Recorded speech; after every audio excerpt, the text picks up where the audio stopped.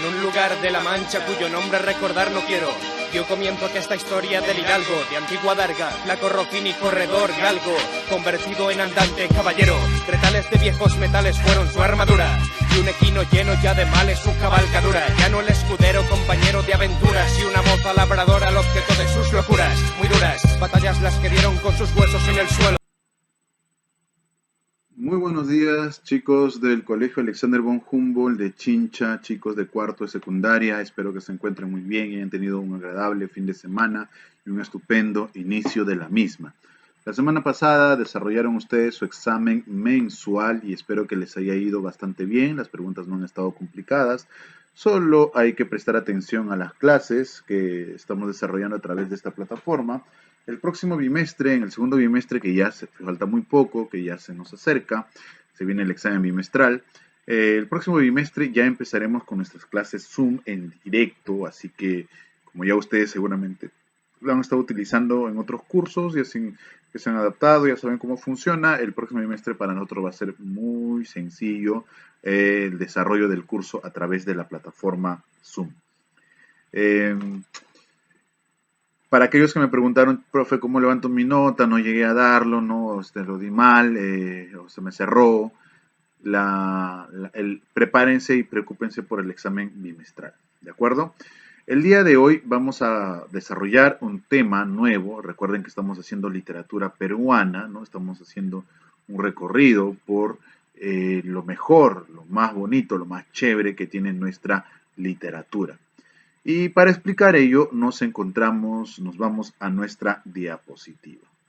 Muy bien, chicos, nos encontramos en nuestra diapositiva y como dejamos el tema anterior fue, antes de dar el examen mensual, fue el costumbrismo peruano y vimos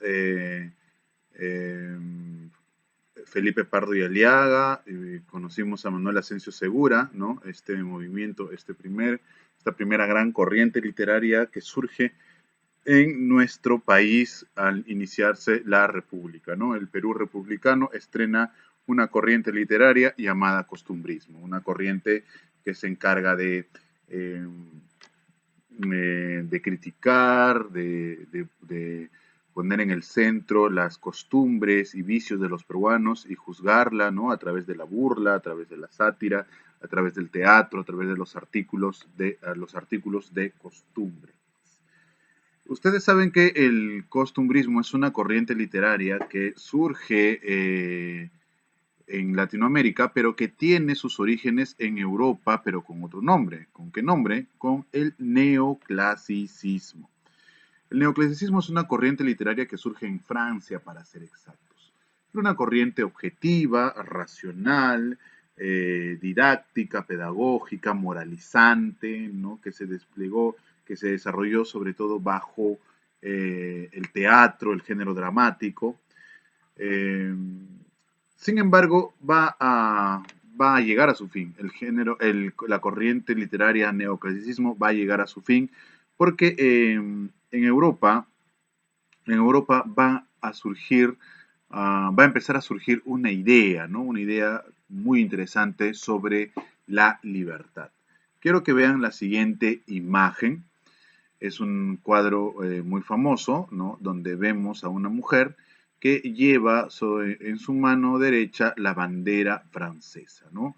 Y tenemos ahí muchos cuerpos caídos en batalla, al parecer, y muchos hombres de pie que no necesariamente parecen soldados, sino que son gente de pueblo, ¿no? Gente muy humilde. Todo hace entender el cuadro de que estamos frente a una revolución, y la bandera nos hace entender que es la Revolución Francesa. La mujer en cuestión vendría a ser el símbolo de la libertad. ¿Esto qué tiene que ver con el romanticismo, con el tema que el día de hoy estamos viendo, como pueden ver el título? Bueno, pues es que en Europa va a empezar a surgir poco a poco ese sentimiento de libertad, ese sentimiento individualista de libertad. ¿Por qué digo que el sentimiento de libertad es un sentimiento individualista?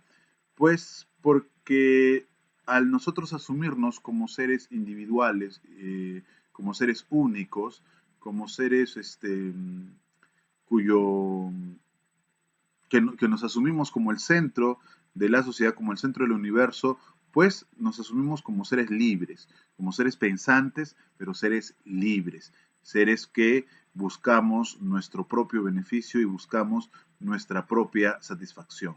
Bueno, en estos tiempos eso es algo de lo más normal, ¿verdad? Somos una sociedad bastante individualista, nos preocupamos básicamente por nosotros mismos, pero en tiempos, y si nos pasa algo, solemos reclamar, solemos levantar la voz de protesta.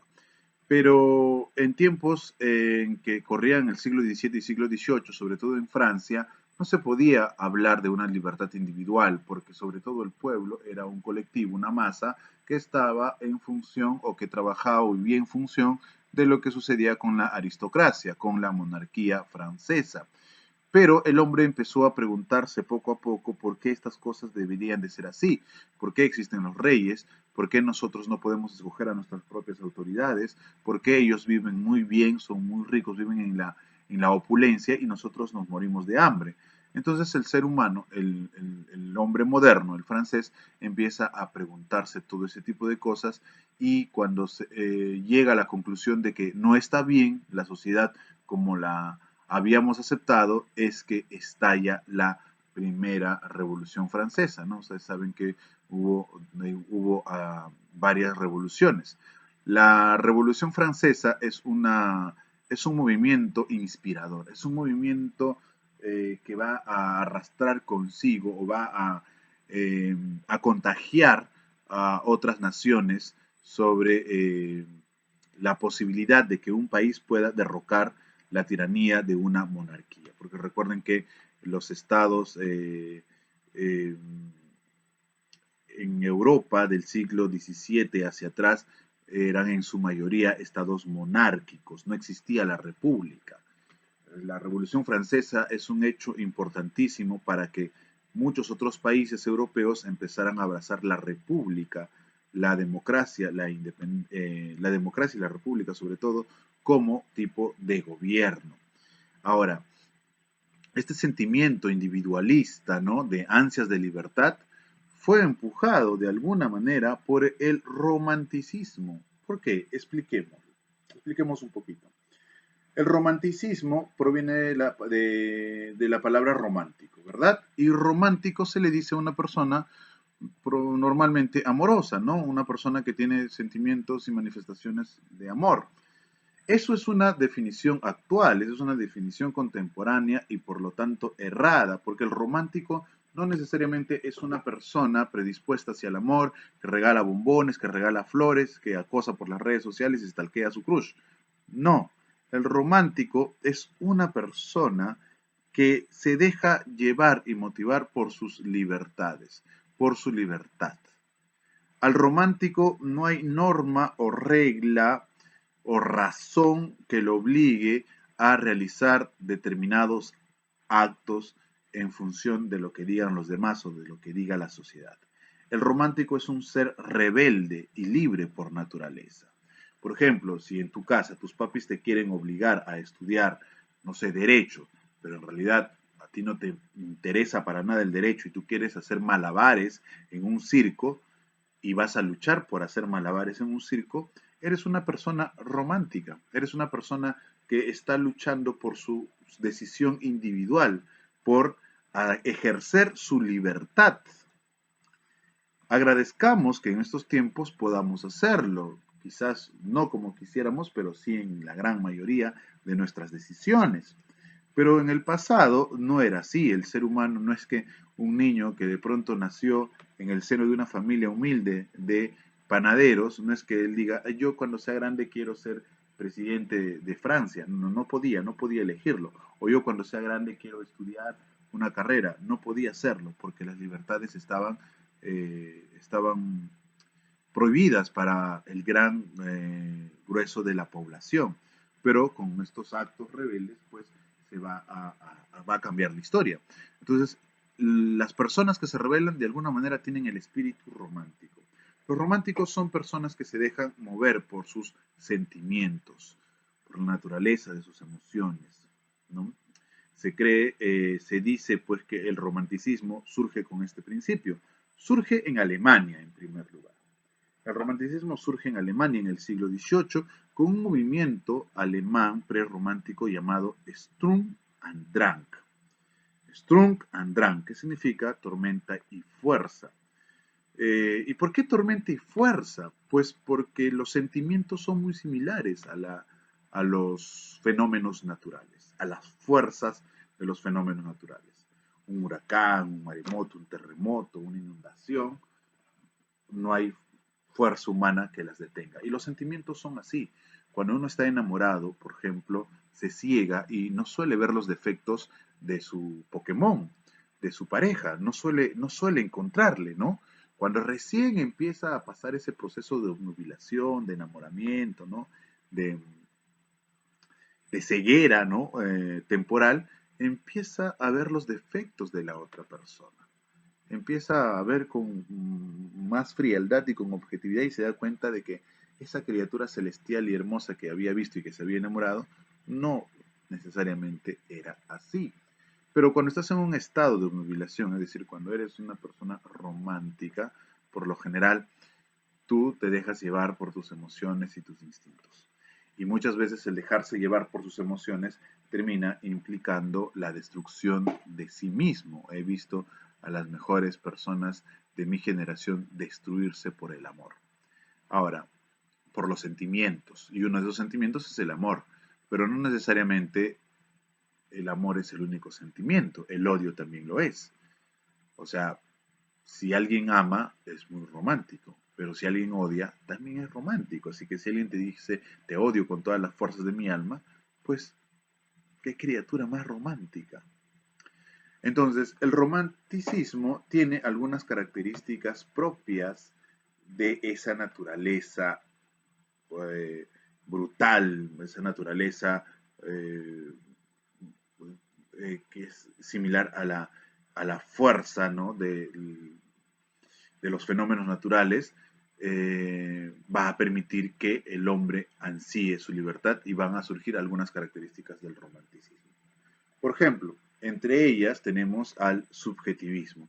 El romántico es un ser subjetivo. Obvio, si se deja llevar por sus sentimientos, es un ser subjetivo. ¿Qué es ser subjetivo, por cierto, chicos? Ser subjetivo es ver las cosas desde tu propio ángulo y no necesariamente a todas las personas tienen que ver esa cosa de la misma manera, desde la misma óptica. Vamos a poner un ejemplo. Que yo tenga un póster gigantesco de BTS en mi habitación y eso lo convierte en el mejor grupo de música de todos los tiempos, eso es una idea completamente subjetiva, o sea, porque yo nada más creo que esto es verdad. Porque otras personas dirán, no, BTS no es el mejor grupo de todos los tiempos. El mejor grupo de todos los tiempos es Big Bang o Super Junior. O algunos dirán, ¿qué les pasa? El mejor grupo de todos los tiempos, sin duda, ha sido La Joven Sensación. O el mejor grupo de todos los tiempos ha sido Chacalón en la Nueva Crema. O sea, cada persona tiene un punto de vista muy personal y ese punto de vista muy personal es algo subjetivo y el romántico es un ser subjetivo. La realidad le dice que estudia derecho, medicina, pero el romántico le da igual. Él quiere tocar guitarra en las estaciones del tren y así vivir su vida como un hippie. Es un romántico. Y los románticos eran así. Entonces, el romanticismo es subjetivo, es sentimental, se opone al neoclasicismo, se opone al objetivismo, a la racionalidad. Eh, el romántico también es muy, muy tradicional, es muy nacionalista. Pónganse a pensar en ello. Si yo, por ejemplo, tengo un guainito y tengo una canción de One Direction, ¿cuál crees que es más romántico? ¿Bailar la de One Direction o bailar el guainito? Los románticos dirían primero el nuestro, porque son muy nacionalistas. Vean la Revolución Francesa como tal. Entonces, el romántico o el romanticismo va a preferir los fenómenos culturales de su nación. Por eso, dentro de su nacionalismo vamos a encontrar el gusto por el folclore, el gusto por su música, el gusto por sus tradiciones. Recuerda esta palabra clave, tradiciones. Bien, el romanticismo surgió en Alemania y luego va a pasar a Francia. En Francia surge un escritor fundamental, extraordinario, llamado Víctor María Hugo, autor de una novela importantísima llamada Los Miserables, que en alguna oportunidad ustedes deberían de leer. Muy bien, entonces el romanticismo ya está en Francia, va a llegar a España y obviamente va a llegar al Perú. Pero en el Perú va a surgir algo, algo que no va a permitir que el romanticismo llegue con una fuerza brutal como si lo fue en otros países. Vamos a pensar que el romanticismo al Perú llega con cierta demora, llega como que postergado, como que llegó cuando ya las cosas en Latinoamérica se habían enfriado un poquito. ¿Qué pasaba en Latinoamérica? Bueno, perdón, en Perú. ¿Qué pasaba en Latinoamérica? En Latinoamérica pues se había dado la independencia de las colonias españolas.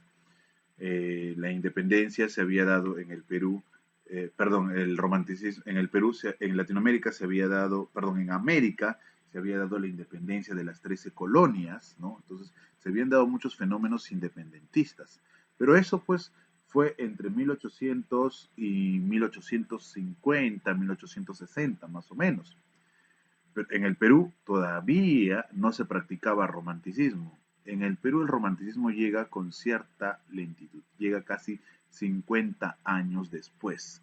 Por lo tanto, no va a ser una corriente muy fuerte en el Perú. No va a ser una corriente muy exigente y brutal con los escritores peruanos. Va a ser una corriente bastante tenue. Pero ¿por qué? Porque en otros lugares el romanticismo generó revueltas, revolución, significó transformación social y en el Perú no. En el Perú algo tuvo que haber pasado. Pues veamos la siguiente imagen. Analicemos la siguiente imagen. Estoy seguro que pueden reconocerla. Vemos ahí 3 hombres cargando un saco. Hay muchos sacos en el piso. Eh, Están descalzos, ¿no? Parece que son trabajadores, obreros, pero nos damos cuenta que están en una isla y hay muchas aves dando vueltas en esa isla. Muy bien, si estuvieron atentos a su clase de historia, sabrán que esta imagen hace referencia a la época en la que el guano peruano se exportaba muchísimo al extranjero y nos convirtió en una especie de posible potencia mundial. Hablamos de la época en que se llama, que los historiadores han llamado como prosperidad falaz.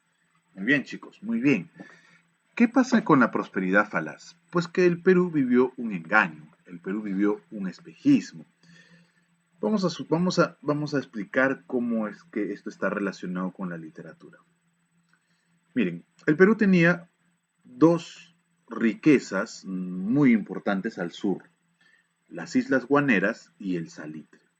Las Islas Guaneras servían como fertilizante para los grandes campos de cultivo en Europa y el salitre servía para hacer dinamita, ¿no? Era materia prima de la dinamita. Entonces el Perú tenía mucho que vender. Entonces los ingleses, los alemanes, los europeos le decían, hey Perú, véndeme 5 toneladas de abono de isla de aves guaneras. Y Perú le decía, pues ya, ven, aquí están, llévatelos, los tengo ahí encostalados. No, pues Perú, dice Inglaterra, ¿no? ¿Cómo que me vas a decir que vaya? Tú tienes que traérmelo hasta acá, hasta el puerto, ¿no? Hasta Londres me lo tienes que traer. Y Perú dice, pucha, pero no hay delivery, pues, no se puede porque no tenemos la oportunidad, no sabemos cómo vendértelo. Eso no podemos, si quieres, ven. Inglaterra dijo, ¿qué voy a estar yendo? No te pases, Perú. Se supone que tú tienes el producto y tienes que venderlo. Entonces los peruanos, en vez de reaccionar ante esto, se quedaron dormidos en sus laureles. Y los ingleses se dieron cuenta, sin embargo, la gran oportunidad y le dijeron a Perú, Perú, ¿qué te parece si tú vendes estos productos a los países europeos y yo me encargo de procesarlo, ¿no? De prepararlo, ¿no? De industrializar todo esto y yo los vendo? ¿Qué, en serio? Dice Perú. Claro, ¿cómo? Yo lo puedo hacer. Ya, dice Perú, gracias Inglaterra, te pasaste. Y Inglaterra le dice, bueno, pero todo esto tiene un costo. ¿Qué te parece? 70-30. de todo lo que se venda. Y Perú dice, ¿cómo me quieres decir que tú vas a procesar y venderlo y te vas a sacar con el 70% de un producto que está en mi territorio, un producto que es mío, y yo me voy a quedar con el 30%? Sí, si no quieres, quédate con tu guano. Entonces el Perú acepta, ¿no? El Perú acepta este tipo de contratos, que ustedes van a estudiar también en historia, acepta este tipo de contratos, y a pesar de que Inglaterra se llevaba un gran porcentaje, Perú se llevaba solo un 30%, era un montón de dinero. Era dinero suficiente como para que el Perú se convirtiera en una potencia mundial. Pero ¿qué pasó? Claro, vivíamos bien, sobre todo en Lima, ¿no? Vivíamos bien, vivíamos cómodos. Mientras tanto, había un país vecino al sur que empezó a ver con bastante ambición las riquezas de nuestro país. Entonces, Perú recibía mucho dinero de parte de Inglaterra. Recibía, a pesar de que era solo el 30%, era muchísimo dinero. Les hago una pregunta a ustedes. ¿Qué hubiera pasado si ustedes fueran los presidentes en este periodo, ¿no? Si estaban recibiendo un montón de dinero. A ver, a la pregunta más inteligente le mando un pollo a la brasa del Norquis. Su delivery con COVID.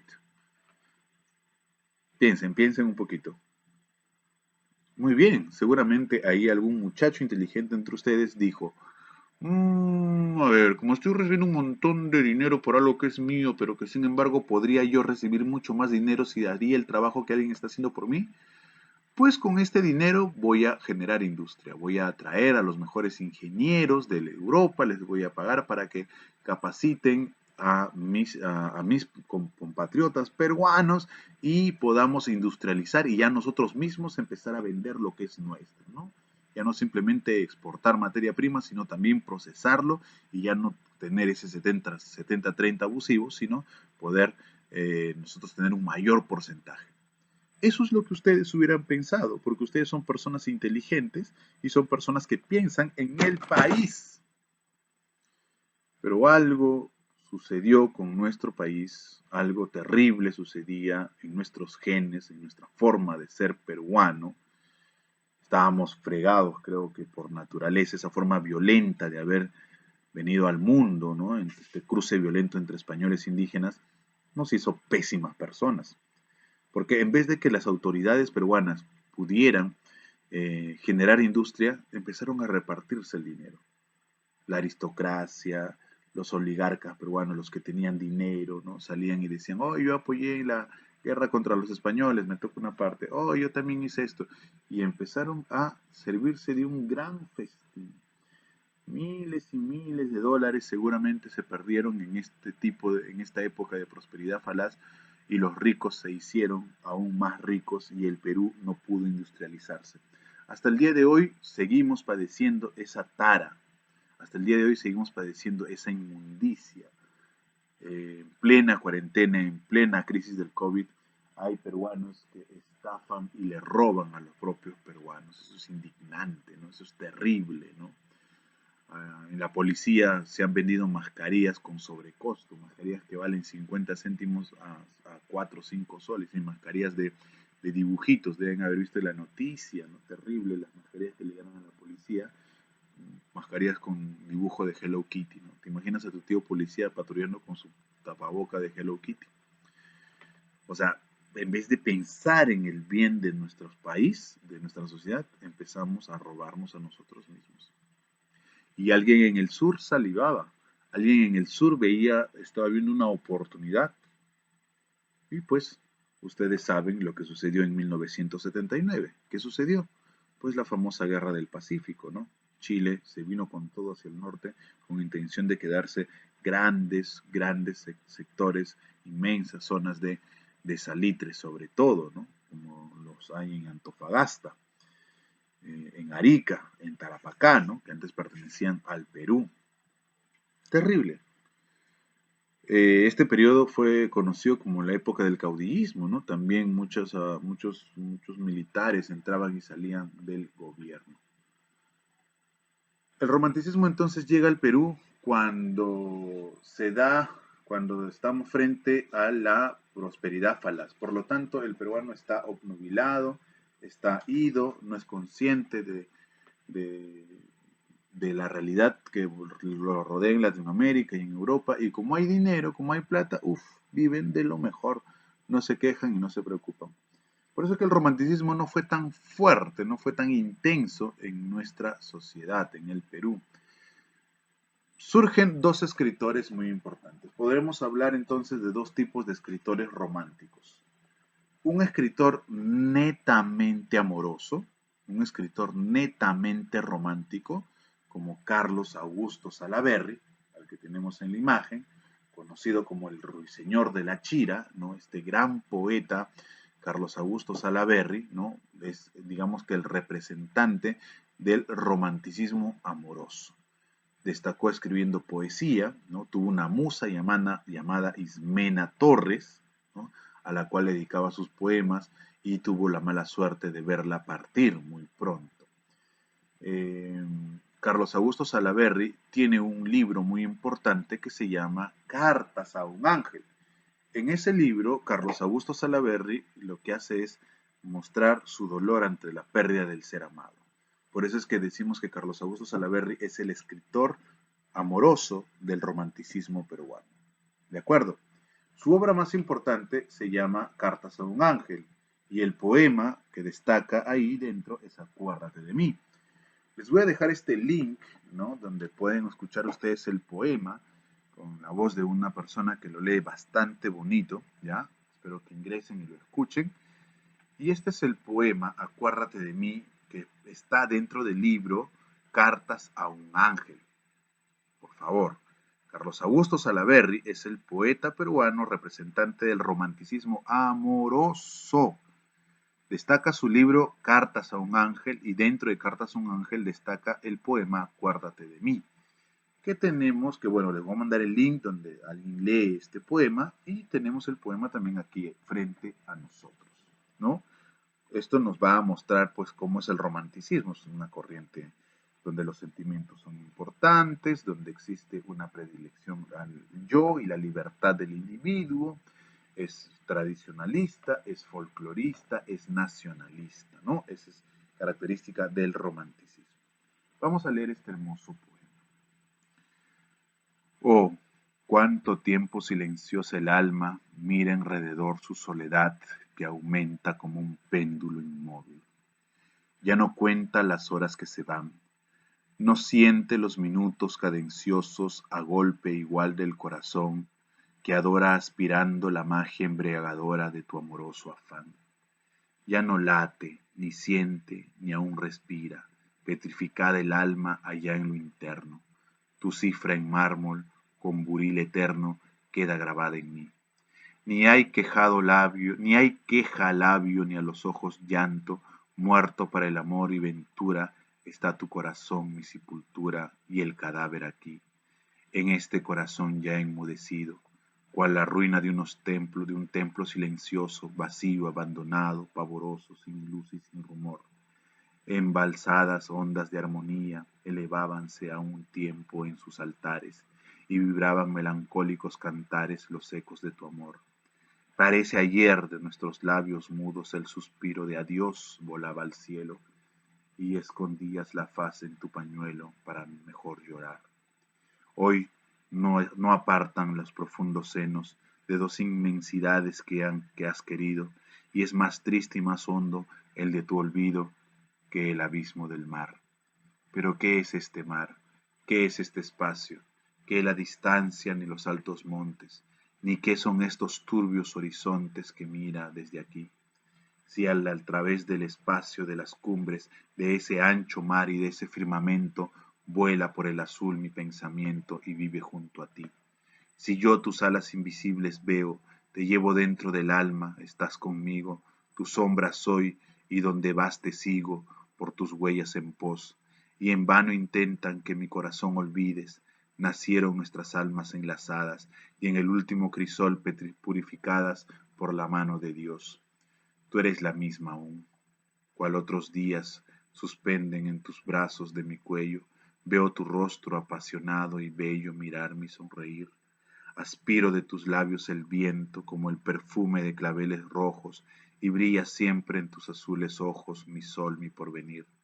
Mi recuerdo es más fuerte que tu olvido, mi nombre está en la atmósfera, en la brisa, y ocultas a través de tu sonrisa lágrimas de dolor, pues mi recuerdo tu memoria asalta, y a pesar tuyo por mi amor suspira, y hasta el ambiente mismo que respiras te repite mi amor. Oh, cuanto ve en la desierta playa, con mi tristeza y mi dolor a solas, el vaivén incesante de las olas, me acordaré de ti. Cuando veas que una ave solitaria cruza el espacio en moribundo vuelo, buscando un nido entre el mar y el cielo, acuérdate de mí. Le voy a poner 20 a la primera persona, a las 5 primeras personas que me respondan en la caja de comentarios cuál es la especie literaria a la cual pertenece este poema. No género, obviamente es género lírico, pero ¿cuál creen que es la especie? Traten de analizar el poema, traten de entender el mensaje del poema, ¿no? Hay un mensaje bastante obvio, bastante evidente dentro del poema, ¿no? El título del libro se llama Cartas a un ángel, el poema se llama Acuérdate de mí y es dedicada a su amada, a la amada de Felipe Carlos Augusto Salaverry, Ismena Torres, ¿no? ¿Cómo era conocido Carlos Augusto Salaverry? Como el ruiseñor de la Chira, pues era un poeta norteño, figurano. Así como Carlos Augusto Salaverry es representante del romanticismo amoroso, hay un romanticismo muy importante que va a destacar en el Perú. Es el romanticismo social histórico. Es decir, el representante de este tipo de romanticismo hace algo relacionado con la sociedad y la historia de nuestro Perú. ¿Y quién es ese señor? Pues nada menos y nada más que el gran Ricardo Palma Soriano, uno de los más grandes escritores que ha visto nuestro país. Este señor es representante del romanticismo social histórico. ¿Por qué? Porque si bien es cierto va a ser poemas, algunos poemas de amor, su literatura está relacionada con las tradiciones y el folclore de nuestra patria, conjunto de historias que forman parte de nuestra identidad cultural y social. ¿Cómo se llaman este conjunto de historias? Pues se llaman tradiciones peruanas. Mira que él inventa una nueva especie narrativa llamada tradición. ¿Por qué? Porque tiene algunos elementos del cuento y algunos elementos de la leyenda, pero al mezclarse van a crear una nueva corriente, una nueva especie, literaria llamada tradición. Vamos a hablar un poquito del gran Ricardo Palma. Ricardo Palma es un escritor extraordinario. Es conocido en el mundo de la literatura como el bibliotecario mendigo, y creo que algunos saben por qué. Bueno, él se dedicó al periodismo durante mucho tiempo de su vida, ¿no? Escribía para algunos periódicos en el extranjero, pero antes de ello había estudiado en la Escuela Nacional de Ingeniería, conocida en la actualidad como la UNI, y también había participado en la defensa del Callao en el famoso combate de 2 de mayo. Recuerden este combate que deben haber recordado hace poquito en historia, ¿no? El combate de 2 de mayo. Participa ahí el jovencísimo Ricardo Palma, al mando nada menos que del héroe del combate de 2 de mayo. ¿Quién es? El gran José Gálvez, ¿no? Cuenta el mito, cuenta la leyenda de que Ricardo Palma estaba al lado de José Gálvez cuando éste le manda un recado a la otra torre que se encontraba en el Real Felipe, en el Callao, y cuando Ricardo Palma, el pequeño Richie Palma, baja y se dirige al otro torreón en el Callao que venían defendiendo de los ataques españoles, un cañón cae en la torre donde se encontraba José Gálvez, donde minutos antes estaba Ricardo Palma, evitando así, bueno, de que caiga uno de nuestros héroes peruanos y que se salve uno de nuestros grandes escritores peruanos, el gran Ricardo Palma. Ricardo Palma también participó durante la guerra con Chile. 1970, ustedes saben, fue una época muy cruel, muy difícil para nuestra patria. Los chilenos se habían llegado, habían pasado el sur, habían atravesado Arequipa. Los arequipeños se defendieron muchísimo, no mentira, esa parte de la historia también la deben de conocer. Los arequipeños simplemente dijeron pasen, de frente sigue Lima. Cuando los chilenos llegan a Chorrillos, llegan a la zona de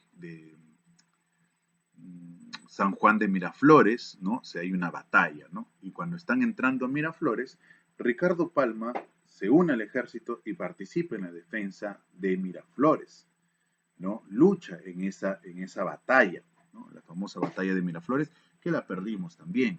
Pero como era una persona reconocida, ¿no? Una persona importante, los chilenos cuando entraron a Miraflores saquearon muchas de las casas lujosas en las que vivían muchas personas e incendiaron otras. Una de las casas que se incendió o que incendiaron fue la casa de Ricardo Palma. Este hecho a Ricardo Palma le dolió en el alma porque cuando regresa a su domicilio, a sus aposentos, se encuentra que sus libros están quemados, están acabados, su biblioteca está incinerada. Yo no sé, yo no podría pensar, no podría imaginarme siquiera qué me pasaría a mí si es que mi biblioteca un día aparece así. Entonces Ricardo Palma ve que sus libros han desaparecido, se han incendiado y cuenta la historia que él empieza a pedir libros a sus amigos para él, para que él empezara a leer y así restauró su biblioteca en poco tiempo. Este hecho no pasó desapercibido y lo llamaron para dirigir la Biblioteca Nacional. En realidad la Biblioteca Nacional no existía, los chilenos habían saqueado todos los libros valiosos, se habían calentado del frío quemando algunos libros, habían utilizado la Biblioteca Nacional como caballeriza y cuando se fueron ya los chilenos, Ricardo Palma asume la dirección, pero la dirección de nada. Es que él dice que le aplica la misma técnica que pasó con su biblioteca y empieza a mandar cartas a diferentes lugares del mundo, a las personas que lo conocían, a los escritores famosos que lo recordaban.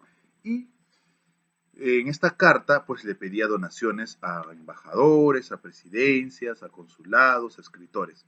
Y los libros empezaron a llegar al Perú, restaurando así la Biblioteca Nacional tal cual la conocemos hoy, quizás obviamente con algunos cambios a lo largo de la historia, pero Ricardo Palma, gracias a este acto solidario, renueva, refresca y continúa la biblioteca en uso, ¿no?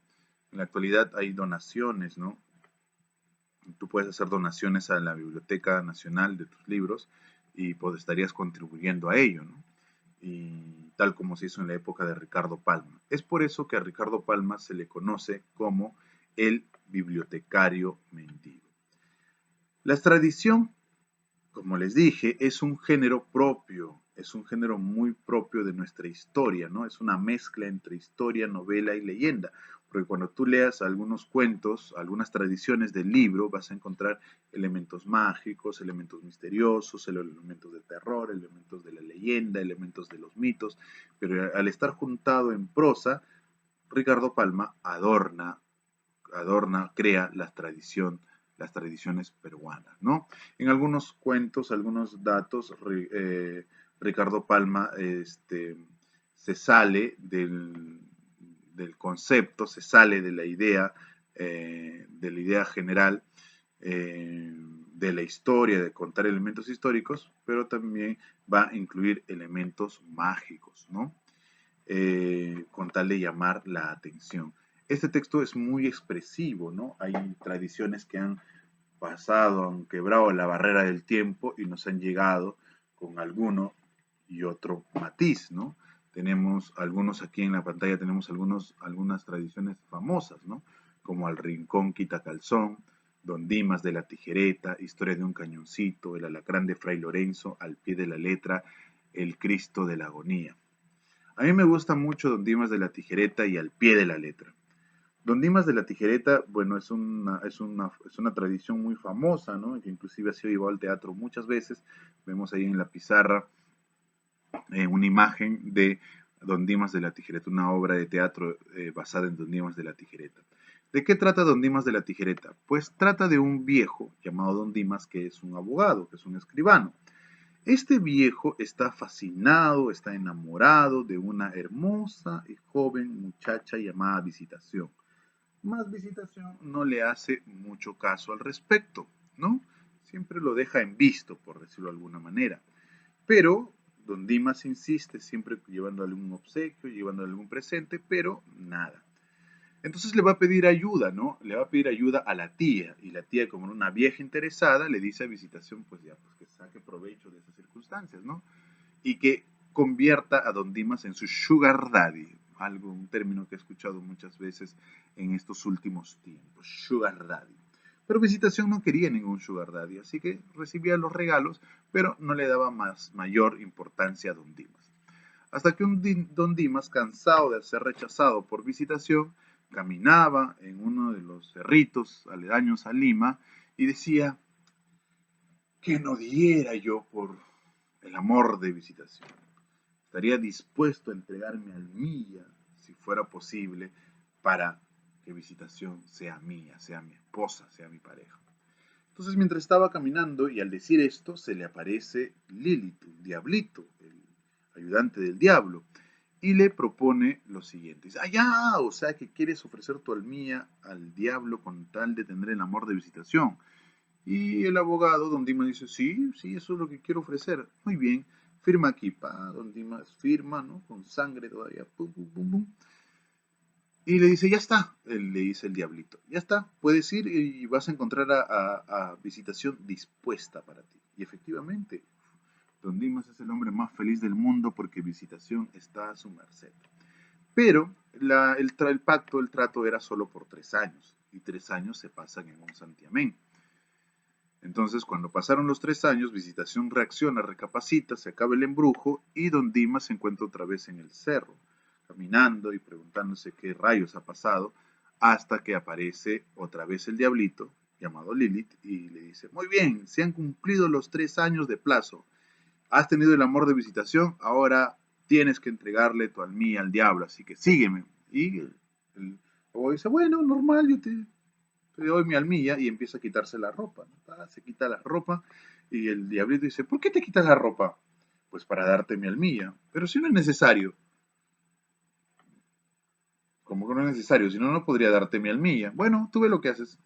Y don Dimas se quita toda la parte de arriba y se quita un bibirí, una especie de bibirí, una especie de ropa interior para hombre en la parte de arriba, se lo quita y se le entrega. Aquí tienes mi almilla, le dice al demonio, al diablito. Y el diablito dice: ¿me estás jugando una broma? ¿Estás haciendo, tomándome el pelo? ¿Esto es una trampa?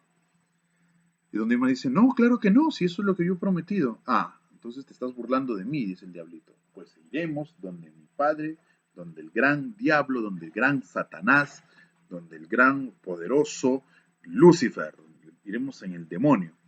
Y entonces Lilith, el diablito, se lleva a don Dimas, lo arrastra al infierno, y en el infierno se encuentra con el mismísimo diablo. Y el diablo le dice: así que te quieres burlar de mí, me quieres dar esta apestosa prenda, ¿no? Pero, ¿cómo que apestosa? ¿Y si es lo que hemos acordado? No, no, no, no, no, no, a mí no vas a tomar el pelo. Y don Dimas dice: pero si me van a acusar de traidor o mentiroso, quisiera un juicio justo. Y don Diablo dice: bueno, bueno, bueno, para que no digan que yo soy todo lo contrario, vamos a celebrar un juicio. Llámame a jueces, a profesores que tengamos aquí. Y el diablito trae pues a un magistrado, a a un profesor de letras, ¿no? Eh, y a un ex juez que estaba en el infierno. Y don Dimas empieza su alegato, empieza a defenderse y dice: yo en ningún momento dije que iba a entregar algo más que mi almilla al diablo. Pero, ¿por qué no le entregas tu almilla? Pero ya se lo entregué y no quiere. Y el diablito dice: quítame esa porquería de encima. Claro que no me has entregado nada. Y entonces don Dimas hace algo muy astuto. Dice: tráiganme un diccionario. Y le traigo un diccionario grandazo, ¿no? Se empieza a revisar a ver, almohada, almilla. Lean, por favor. Y el jurado lee y dice: almilla, prenda de vestir masculina que se lleva, por lo general, debajo del saco de la chaqueta. En ese preciso momento, don Diablo sabía que don Dimas lo había agarrado de tonto. Así que el diablo decide que don Dimas se vaya y ya no regrese al infierno nunca más, ¿no? Entonces de aquí se desprenden dos moralejas. Una moraleja muy interesante que es: más vale el diablo por viejo que por diablo.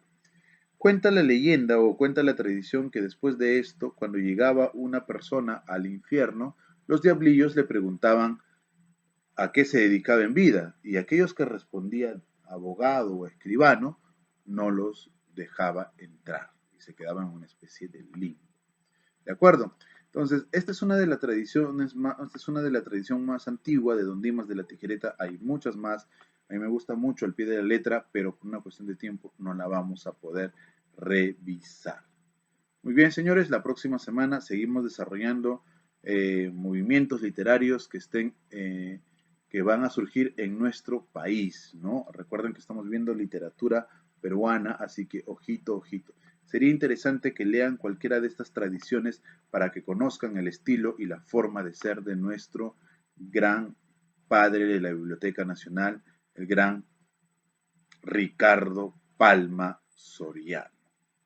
La próxima semana, chicos, veremos el realismo. Espero que haya quedado claro y los invito a contestar las preguntas que he planteado en la caja de comentarios.